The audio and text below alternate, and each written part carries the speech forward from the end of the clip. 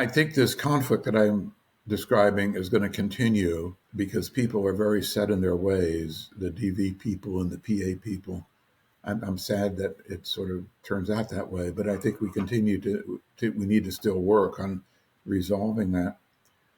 I think that there will be advances in the field. I think there'll be more research, maybe especially around what to do around the interventions. That's one of the big areas of debate. And so my opinion is that if there are people who agree that parental alienation is a problem, but disagree about what to do, they should try to do some kind of research.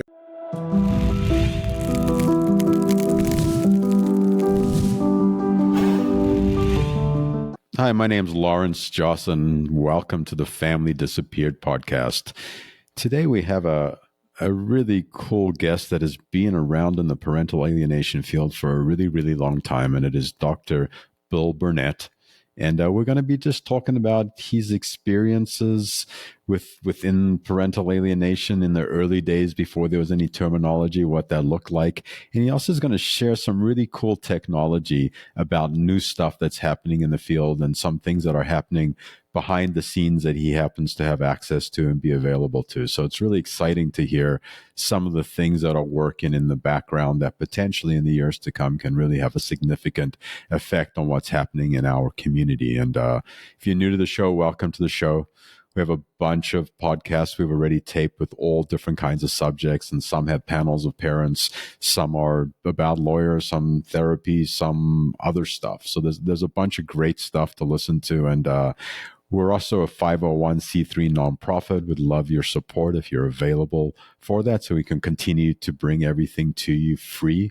And we also have a free 12-step meeting, Parental Alienation Anonymous, where there's 15, 16, 17 meetings, something like that, online every week, and an incredibly loving community. So if you're looking for some support, which if you're struggling with this and you're anything like me, like I needed support, and I'm so glad that I found a community to walk this path with, because I was super lonely by myself. And a bunch of other resources in the show notes. All of Dr.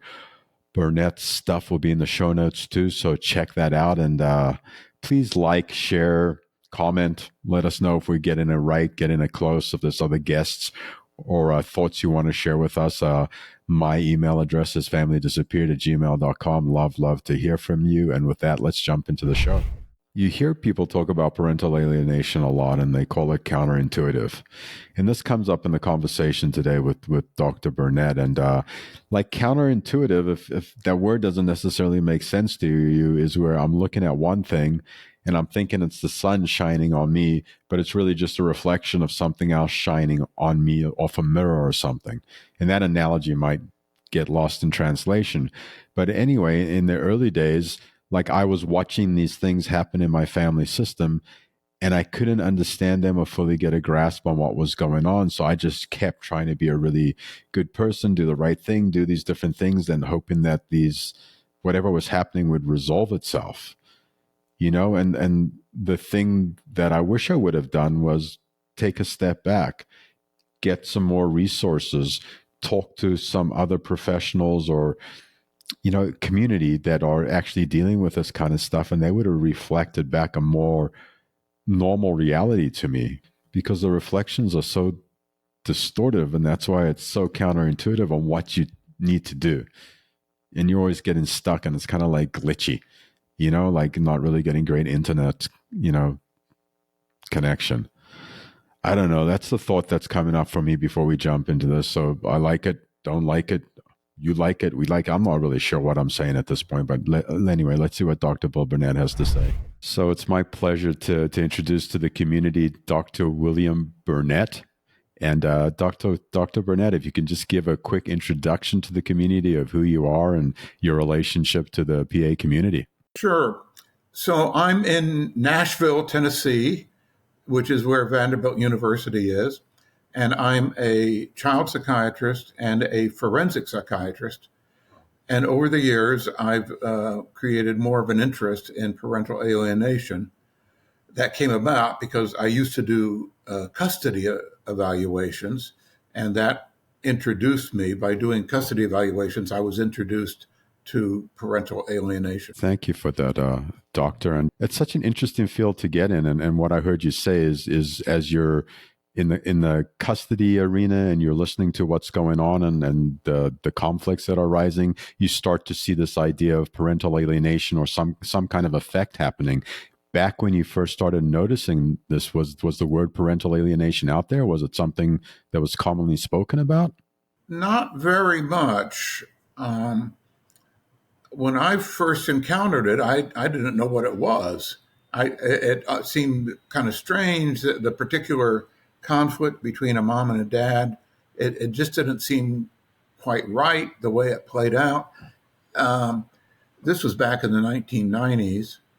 And about the same time, I was involved with developing some guidelines for child psychiatrists, and Richard Gardner was involved with that project also. So that was one way that I was introduced to him and to parental alienation. But I think I'm like most people, being naive in the beginning, if you happen to see it, it looks sort of puzzling if you see a case of PA, but you don't understand what's happening. Yeah, and it's interesting that you say that because in the therapeutic field, there's a lot of people that can identify it, and then there's a lot of therapists and people that don't even know that it exists. So what you saw in the 19s in 2025, therapists are seeing this play out still and saying this is kind of weird, and they're trying to figure out what it is in real time that's still happening, correct? Well, sure. And a therapist who doesn't have any previous experience or doesn't really know what it is, they're going to get fooled and they're going to get misled, because the natural tendency of a therapist is to believe the person who comes to see you. In other words, if a parent brings a child to see you and is concerned about a particular thing that's happening in their family, usually the inclination is just to take it in face value and to believe that what the parent is saying is true and what the child is saying is true. And it might not be. If it's a case of parental alienation, it might be that you really need to hear the opinion or the viewpoints of both parents to really understand what's happening. And like we're talking like a 35-year span since you first became interested in this, and therapists are still having a difficult time at times identifying this. Like, what has changed? Has the ARC changed? I know there's a lot more information and publications and journals and stuff out there, but why are we still so stuck with the professionals not necessarily just even having a point of reference of this? Well, I think parental alienation is better known than it was 20, 30 years ago. It's much better known, but there's still work to be done. There's still conferences to make presentations, and I think we've made a lot of headway, but we're really not at the end point, because you're right. There are many child psychiatrists who don't understand what parental alienation is. So we need to keep up the education. Yeah, it's definitely a fascinating process. I was talking to a friend of mine yesterday, and he was talking to his therapist about parental alienation, and they had no point of reference. And like 6 months in, his therapist is now sharing it with other therapists as just part of a discussion and talking about his case, which I find wonderful and great and scary all at the same time. And you mentioned Dr. Gardner, like that's one of the first places that you started hearing the terminology parental alienation. Can you share a little bit about Dr. Gardner and the word parental alienation and kind of where it came from in case the audience out there doesn't know? Richard Gardner was a child psychiatrist whose office was in New Jersey. He did work, he was affiliated with Columbia University Department of Psychiatry, where he was a professor. But what he did, he saw many children and families, and he did lots of custody evaluations, and he observed this phenomenon, that there are situations where the child absolutely refuses to see one of the parents. And he notices that the preferred parent, the favorite parent, seems to be influencing the child to have a negative opinion about the rejected parent. And he described this in a really important article that was published in 1985. So that's where he introduced the term parental alienation syndrome.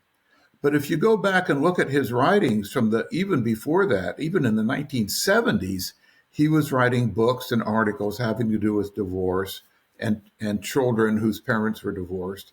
And even back then, he was describing parental alienation. And he didn't call it that. He didn't really have a name for it. But it is interesting that he was observing it and describing it even in the 1970s. But it was in 1985 that he introduced the term PAS, or Parental Alienation Syndrome. The word syndrome became a point of dispute, and a lot of people wanted to argue about whether or not it's a syndrome. So most of us don't use that word anymore. Most of us simply call it parental alienation, and we don't use the word syndrome because we don't want to get into a big argument about that word if we go to court.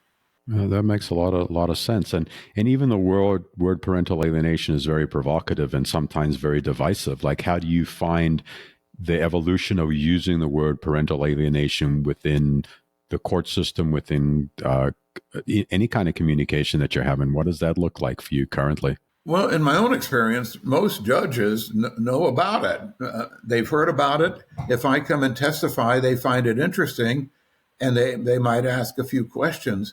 But I had one judge where I testified, and the judge said, "Oh, Dr. Bernet, you really don't have to tell me anything more about that." He said, "I've been a judge for 30 years, and I know more about this than you do."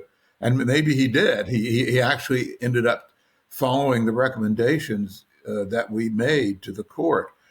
So most judges seem to understand it. And there's more and more education of judges, too, that I've done and other psychiatrists and psychologists have done. I'll tell you what is important to know, that some judges don't like the word, the name parental alienation, and they don't like for the expert to give a diagnosis because they don't want the expert to give the final answer.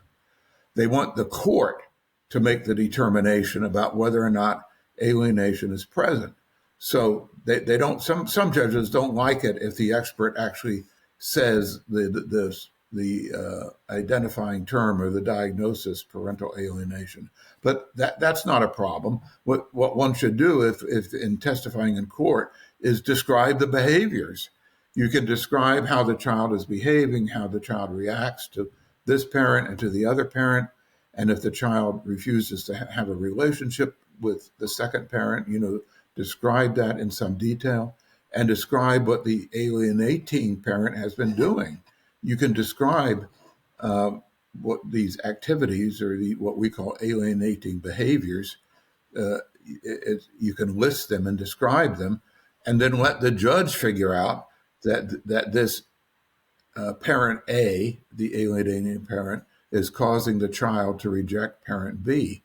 It's easy for the judge to figure that out if given the data, if simply given the behaviors that the people are manifesting. Yeah, so what I'm hearing you say, it's really important to frame what's happening, how it's happening, where it's happening. And the word parental alienation is not necessary at times. It's not even useful at times. Is that accurate to say? It really depends on the court. Some judges find it perfectly fine, and they're comfortable with the term parental alienation. Other judges feel that it's imposing on their own area of expertise, and they don't want the expert to give the diagnosis. And so it's easy to get around it. Usually the attorney knows the point of view of the judge, and so usually you can frame things the way the judge wants. This is not unusual. In doing custody evaluations, some judges will say, "Yes, Dr. Bernet, I want you to tell me your opinion. What do you think should happen in this evaluation? Should the child live with one parent or the other, or go back and forth, or what?" And the other judges will say this, the opposite. "Yes, I want you to testify, but don't tell me what to do. I'm not interested in your conclusion or your opinion. I just want the information that you've collected." So courts have different ways of approaching the very same task, and the expert needs to accommodate to some extent to what the judge is looking for. That's super useful information.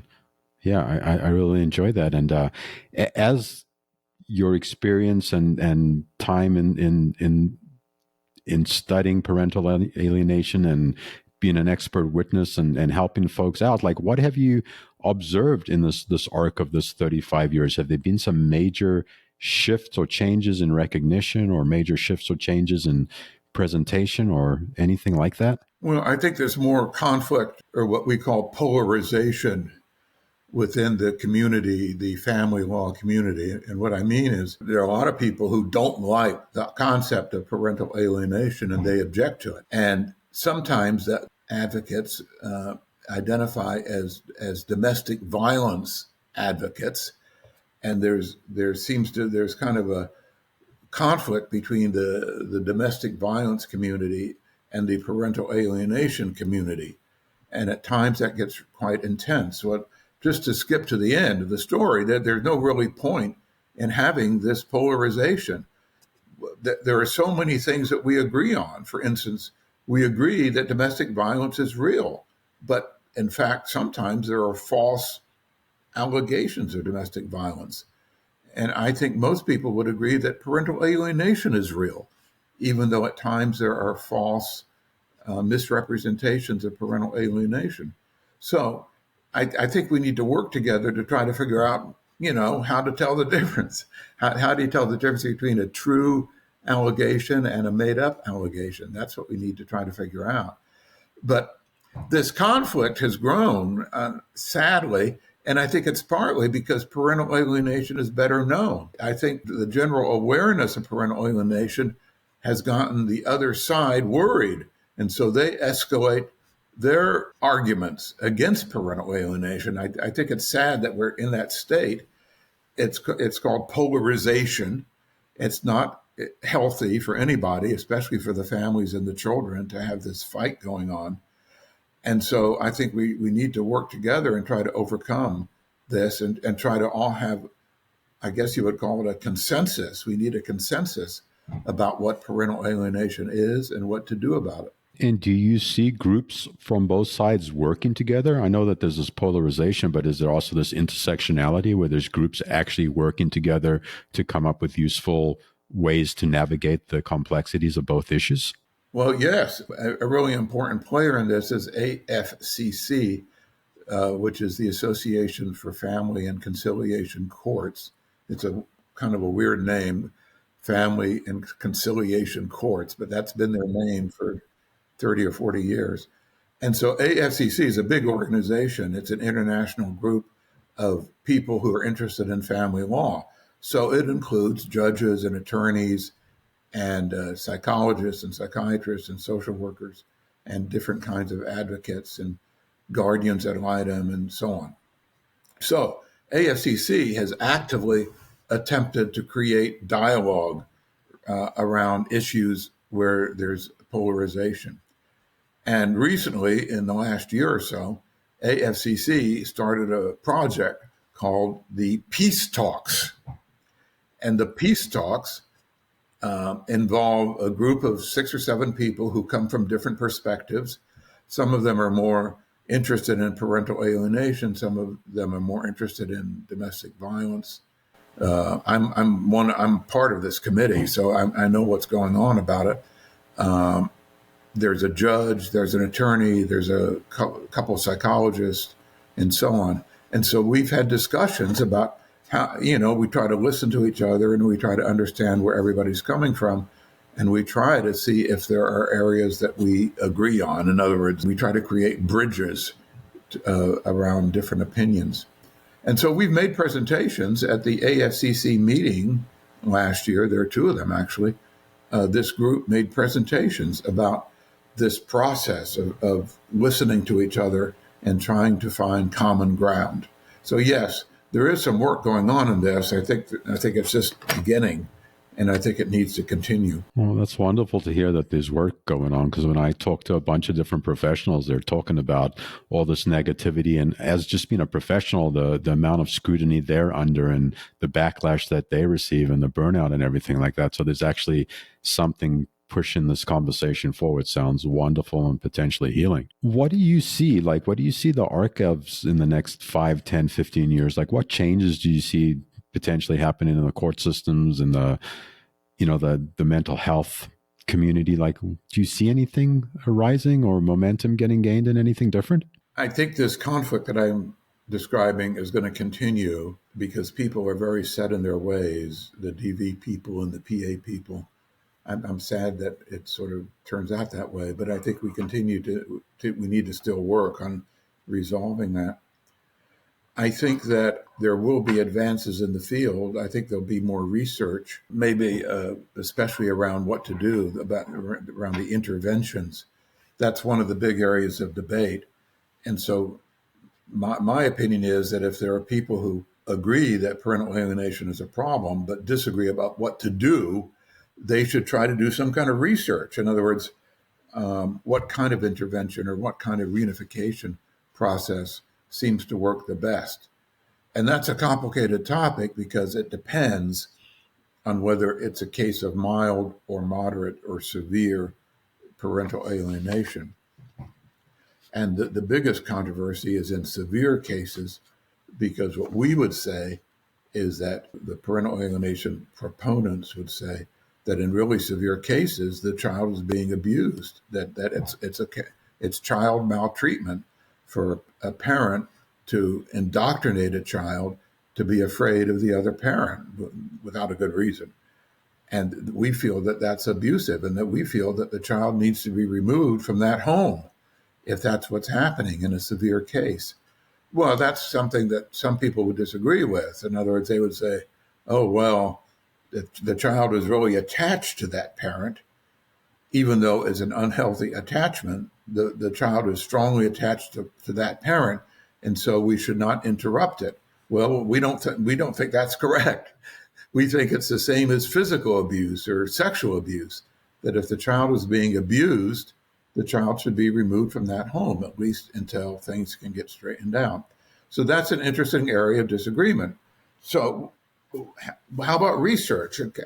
Is it possible to devise some sort of research project that can address that? It's hard to do because it's hard to figure out how to, say, give one family one intervention and another family a different intervention and see which one works. I mean, ideally, that's the kind of research that could be done, and maybe it could be, but that's something that needs to get worked out by research and not just by having opinions one way or the other. Sure. And are there any like innovative strategies or initiatives within the Western countries, any kind of country where they're actually doing something that's generating something different besides just reunification therapy and a couple things that are mostly used? Because it seems like they're not necessarily working really well. I think the biggest advance currently has to do with early intervention, and those cases are fixable. That what we try to encourage therapists and psychologists and the court is to recognize these cases early when they're what we would call mild cases of parental alienation before they progress to more severe cases. Because in more mild cases, the parents are usually more cooperative and more open to advice and open to instruction. So a court might identify a mild case, and the court can simply tell the parents, well, I want you to shape up. I want you both to strongly support the child's relationship with both of you, and don't badmouth each other, and don't interfere with each other's parenting time, and so on. And judges can tell people that, and so can therapists, so can psychologists. And if the parents are both reasonable people, they'll listen, and they'll do a better job as they send the child back and forth between the two parents. So that's really, I guess, you call that the low-hanging fruit. That's an area that we seem to understand, and that we seem to know what to do about it, and it's fairly easy to identify those cases. And so that's where the work is going on right now. So some psychologists have formed relationships with courts where they talk to the judges, and they get along, and the judges are aware of them. And so if the judge sees a case like this come to his court, he says, hey, folks, I really want, in the next 2 weeks, I want you to go see Dr. So-and-so, and he or she is going to work with you about some of these issues that you've been bringing to court, because I want you to work them out that way and not keep coming back to court again. So that is happening in some cities. And so that's something we'd like to promote. The cases that are harder are when they really do get to be more severe or extremely severe. And those are really hard. And that's where the disagreements are, which we do need to do research and try to figure out the best approach. Yeah, and it's wonderful to hear that there's some initiatives in some states and relationships getting built, and that feels like there's more and more conversations around that, and there's more literature, and there's more people that are actually involved in that process where it is the early intervention, and they are getting to the people and the families sooner. And I think that's really what the point of even the podcast is to help people that are in that stage intervene while they can still do something with the low-hanging fruit with the least amount of emotional turmoil, I guess, and then the other stuff is just going to unfortunately have to get unwound at a much slower pace. And Bill, like on the research that you've conducted over the years, like what would you say is one of the most crucial pieces or parts of the puzzle that you yourself have invested a bunch in time in and you feel is really important to kind of like talk about here for a couple minutes? Well, I published some research a few years ago, which when we started it, we just thought it was kind of an interesting project. But the results really turned out to be very dramatic. And I'm talking about a psychological test called the PARQ, which is PARQ, which stands for Parental Acceptance Rejection Questionnaire. So this is a fairly simple little questionnaire. It takes a child about 15 or 20 minutes to fill it out. And the questionnaire asks the child, what are your opinions about mom? And what are your opinions about dad? And you can add up you can score this and you can add up a score. And very, very low scores are very, very positive, and very, very high scores on this questionnaire are very, very negative. So we thought that would be interesting. Let's try this, because let's see how do children respond when you say, what's your opinion about mom and dad? And how do alienated children respond as compared to regular children? Well, regular children in intact homes say, hey, mom and dad, they're about equal. That about mom, I have some good, some things I like, a few things I don't like. And about dad, there are some things I like and some things I don't like. So that's normal. And we in our research, we did, 100 kids who are normal, and they all did that. Well, we thought that the alienated kids would do it differently. They thought that they would have a good opinion of one parent and a not so good opinion of the other parent. And so that's what happened. But what happened was it was much more extreme than we thought it would turn out. It was so extreme that in severely alienated children, the opinion of parent A, the favored parent, was extremely, extremely low, meaning it totally, in some cases, the child said, every single thing about this parent is perfect. And for the other parent, the rejected parent, the child said, every single thing about this parent is the worst possible. In other words, they did favor one parent and reject the other one, but the results were much more extreme than we had anticipated. And they were so extreme that we were able to create a way of scoring this in which there was a cutoff point. And the cutoff point separated the non-alienated children from the severely alienated children with accuracy of 99%. Wow. So we had a way of doing a test, fairly simple. It took the kid, 20, 30 minutes to do this. It's on a computer, and it's scored by a computer. So it's not, the tester can't control the outcome. The child fills it out, and it's scored by a computer. And the results were so dramatic that it was possible with 99% accuracy to tell the difference between alienated, severely alienated, and non-alienated children. So that was really interesting. I think that test should be used by people who are doing child custody evaluations. And It's called the PARQ, the PARQ, and it's been published in a couple of different articles.